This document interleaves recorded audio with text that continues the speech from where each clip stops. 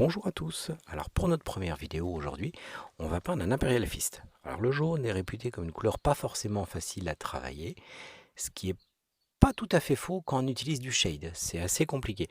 Alors on va aujourd'hui le peindre sur une méthode alliant à la fois contraste et méthode classique, en ne partant toujours que du plus foncé vers le plus clair, sans aucun lavis.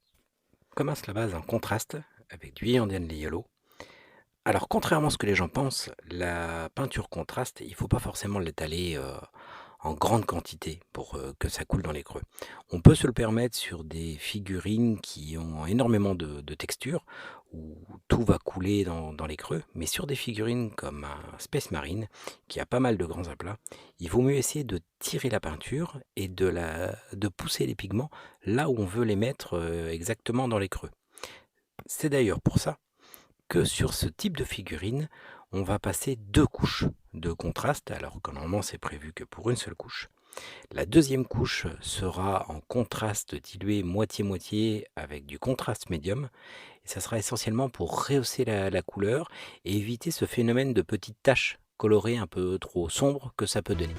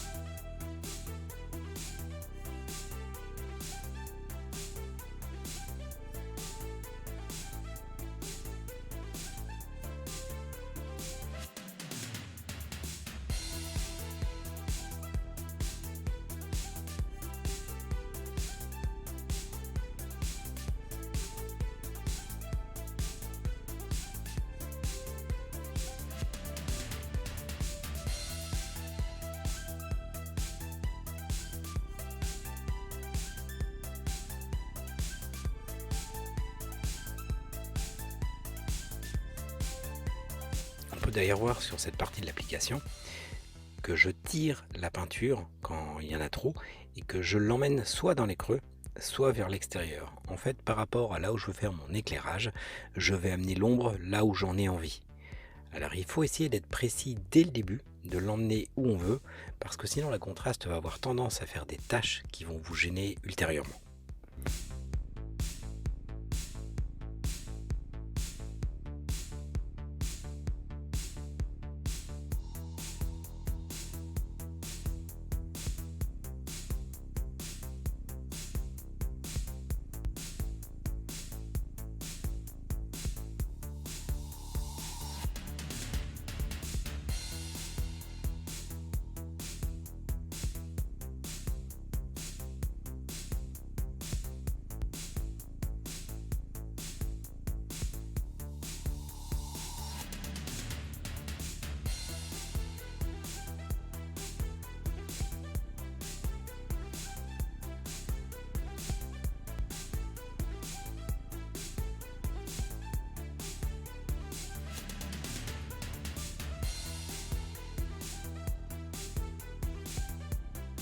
Lors de l'application de la deuxième couche de contraste, on s'aperçoit tout de suite que la couleur se rehausse largement et ça donne un rendu bien meilleur à la figurine. Donc sur des grands aplats comme ça, moi je conseille de faire le contraste en 2 couches plutôt qu'en une couche. C'est pas forcément vrai quand on a beaucoup de texture.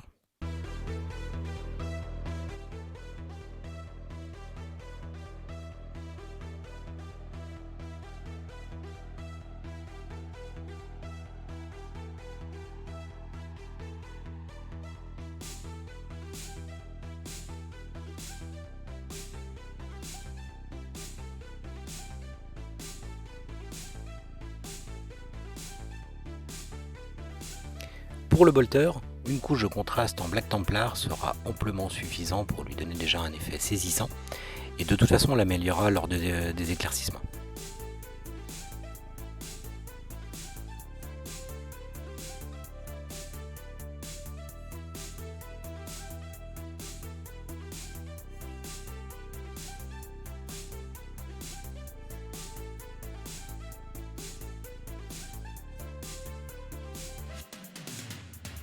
On va venir poser notre premier éclaircissement au Moon Yellow de chez Valero Game Air.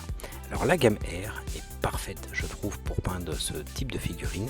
Si vous posez souvent des questions sur la dilution de la peinture, moi je peins essentiellement avec des peintures diluées au même niveau que la gamme Air.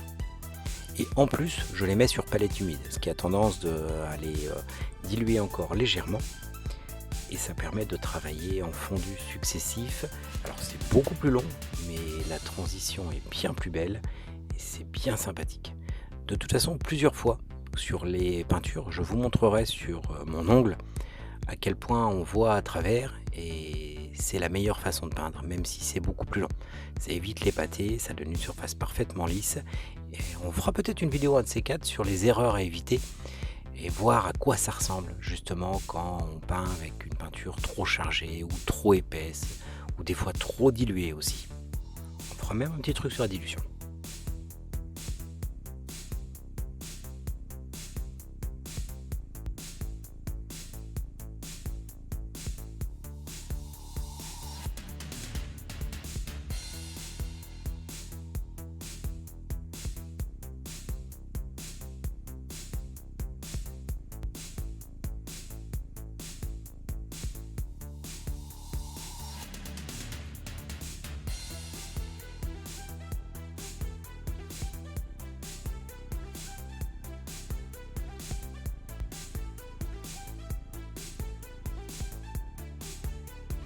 À ce stade de l'éclaircissement, la bande est encore assez large, donc inutile de prendre un pinceau trop fin, on va pas avoir besoin de rétrécir trop la chose.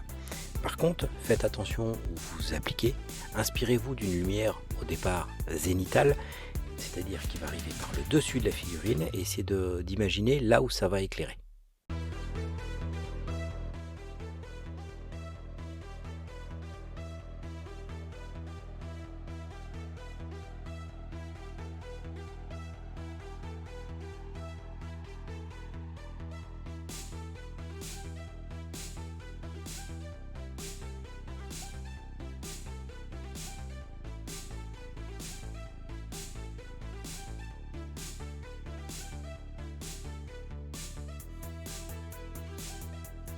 Ensuite, on va passer une deuxième couche de Moon Yellow, de façon à ce que sur la zone plus claire, ça éclaircisse encore un peu. Alors la transition sera extrêmement légère, mais ça va permettre d'unifier les choses et de ne pas voir les stades. Alors à ce moment-là, il faut bien sûr commencer à faire des bandes un petit peu plus fines. On peut éventuellement changer de pinceau, mais on peut encore y arriver avec un pinceau relativement important.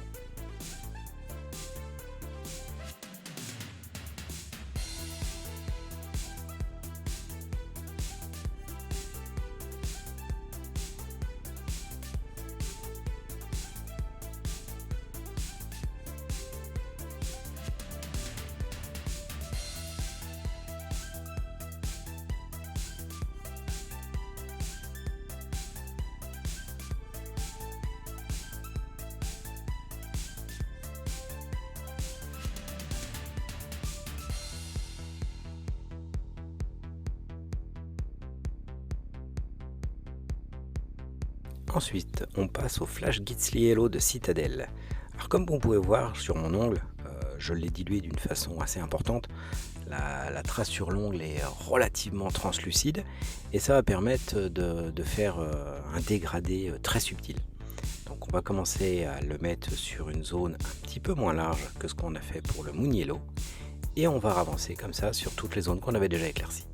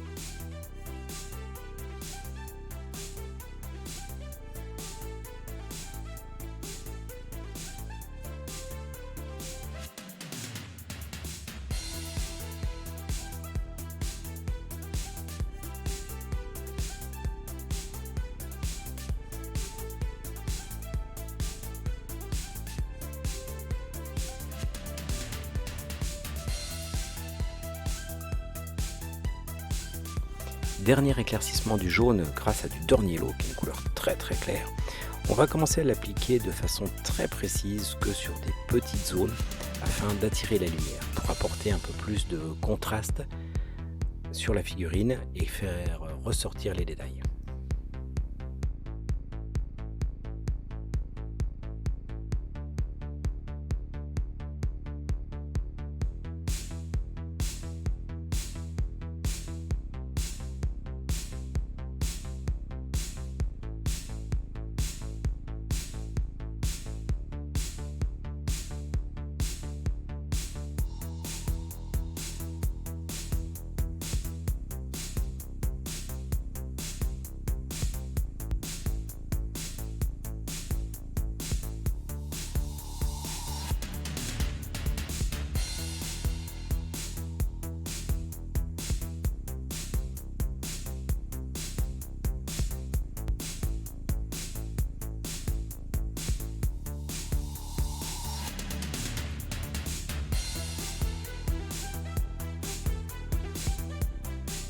Pour l'aigle pectoral et les épaulières, on va commencer par une première couche au corn red. Alors, on va faire une technique dessus sans shade. On va éclaircir de plus en plus. Et on va commencer par le corn red, parce que c'est une couleur relativement foncée, qui va servir d'assombrissement pour les creux. Et on va aller que vers la lumière.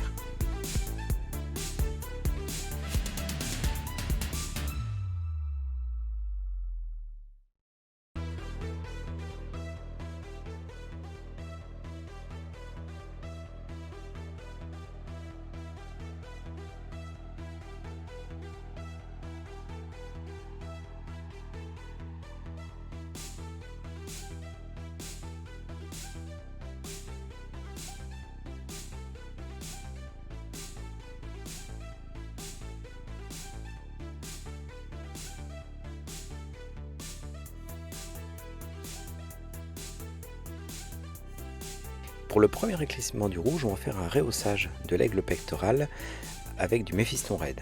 Alors le rehaussage, c'est tout simple, c'est une technique où on va utiliser essentiellement le plat du pinceau pour déposer sur les crêtes supérieures de la zone texturée, donc de l'aigle pectoral ici, sans aller dans les creux.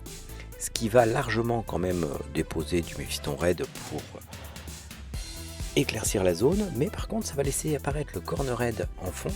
Et à la place de ça, on n'aura pas besoin de faire de shade. On va aller directement vers un éclaircissement successif pour aller vers la lumière. On va commencer à plus foncer qu'on voulait et on ne va pas passer par la case shade, tout simplement.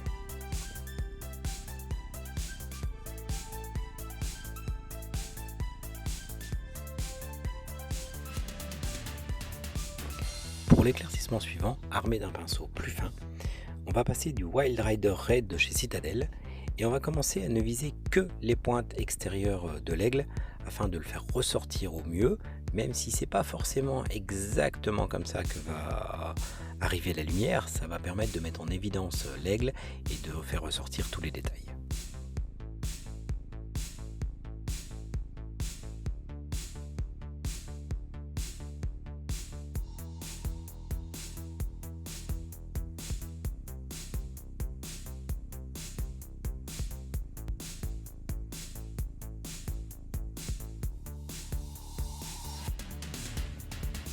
On va ensuite passer aux joints d'armure, aux sacoches et à la ceinture qu'on va faire à la contraste en Black Templar. Le Black Templar va vraiment être efficace sur ces zones parce que les arêtes vont être bien saillantes et vont naturellement s'éclaircir. Et déjà, avant même de faire un éclaircissement, ça donnera un très bon effet sur les jointures. Et il y aura, pour ceux qui n'ont pas envie de s'embêter, vous pourriez quasiment vous arrêter là.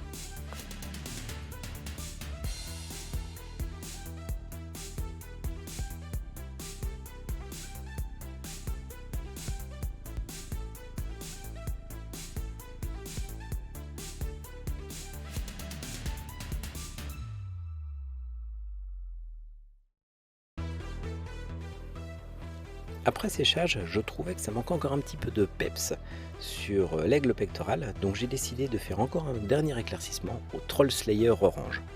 Alors on va vraiment prendre un pinceau très fin et mettre des petits points sur chaque bout de plume de l'aigle pectoral et vraiment sur l'extrême tranchant des bordures des poilières.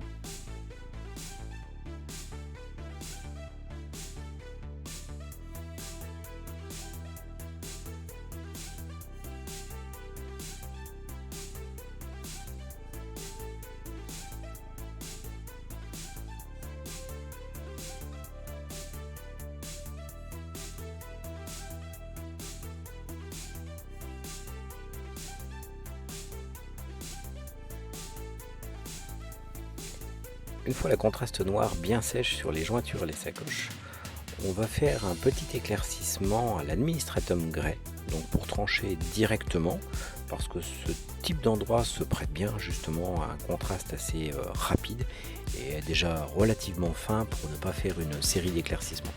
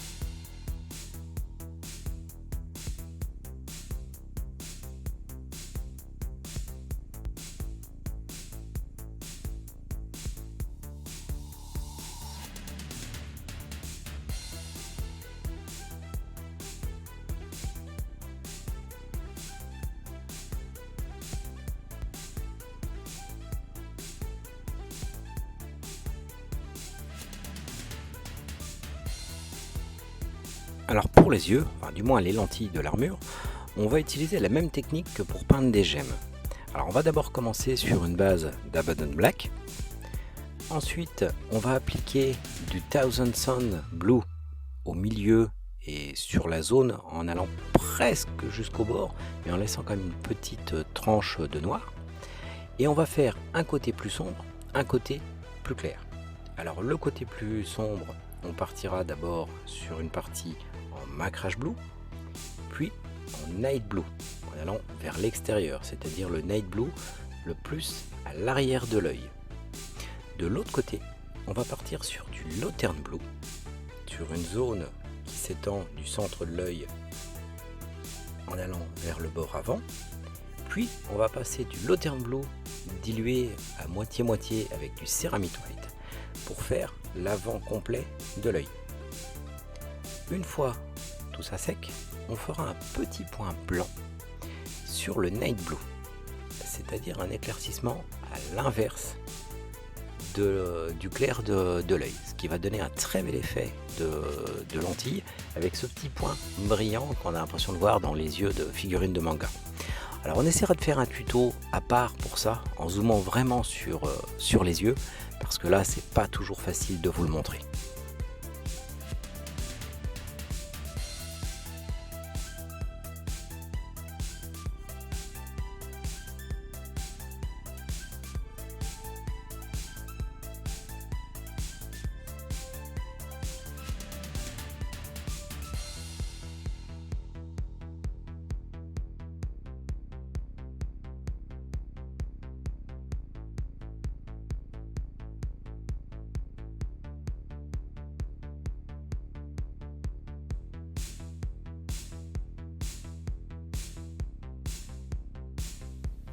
On va d'ailleurs utiliser exactement la même technique pour les lentilles du bolter.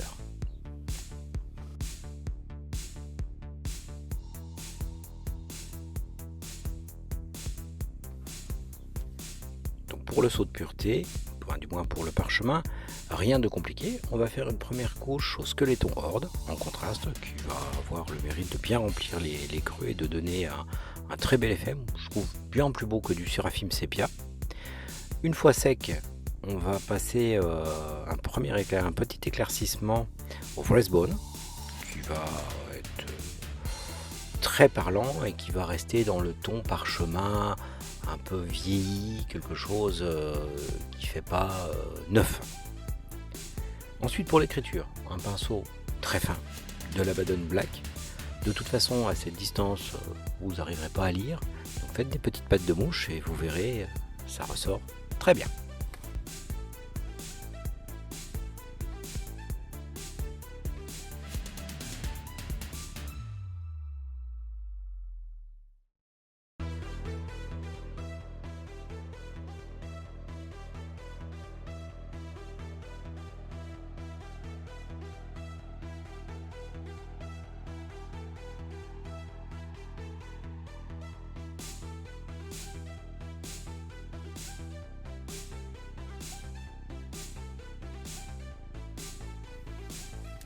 Alors merci d'avoir regardé cette vidéo, j'espère que ça vous a plu.